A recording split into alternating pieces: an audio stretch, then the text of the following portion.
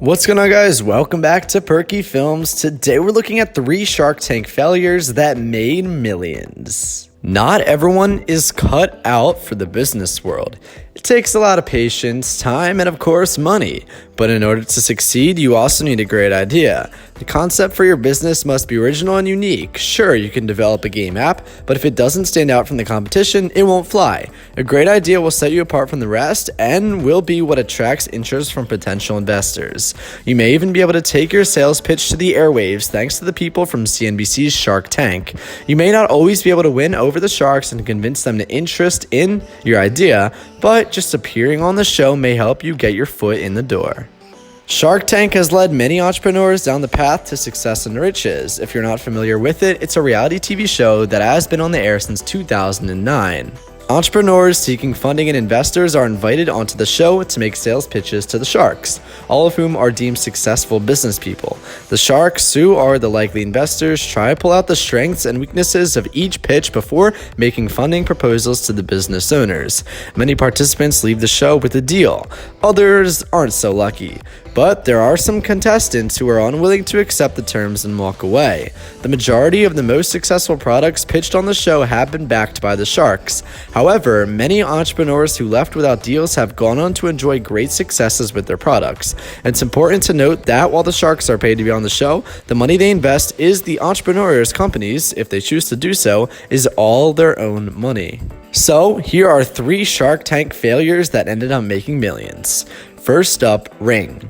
When Jamie Siminoff, now CEO of Ring, aka Doorbot, appeared on the show in 2013, he pitched the Doorbot, a caller ID for your door. The doorbell with an integrated video camera that sends alerts and the video feed directly to the owner's smartphone. Homeowners are then able to see and speak with whoever's at the front door or ignore the visitor completely. The device allows homeowners to give the impression they are home when they could be anywhere else in the world. Since many burglars tend to ring the doorbell to see if anyone's home during a break-in, the device comes in very handy as an added security measure. During his appearance on the show, Siminoff was already registering $1 million in annual sales and seemed confident the sharks would fight for the chance to invest. He asked for $700,000, valuing his company at $7 million. One by one, however, all of the sharks backed out except for Kevin O'Leary, who offered a $700K loan, a claim to 10% of all sales until the loan was paid off, a 7% royalty on all future sales, and a 5% of the company's equity. Siminoff turned the deal down and left empty-handed. At number 2, Coffee Meets Bagel. Branding itself as the online dating site that women prefer, Coffee Meets Bagel aims to find one quality match for users every day using friend connections on Facebook. If both parties like the proposed match, the app offers them a discount to use on their dates, such as getting a cup of bagel or a cup of coffee. The app was first released in April 2012 in New York City and then launched to Boston and San Francisco later the same exact year. When sisters Arum Dawoon and Sukong appeared on Shark Tank in 2015, they were offering the sharks a 5% equity stake for $500,000. Impressed with the presentation and the product, Mark Cuban made the largest offer in the show's history, $30 million cash to buy the entire company. Not wanting to walk away from the company, the sisters quickly decided to leave the show with no deal. After gaining such wide exposure from the show, the Kong sisters raised $23.2 million in over 5 funding rounds, according to Crunchbase. The app is available on both Android and Apple devices and has reportedly 10 million users. And last but certainly not least, at number 3, Chef Big Shake.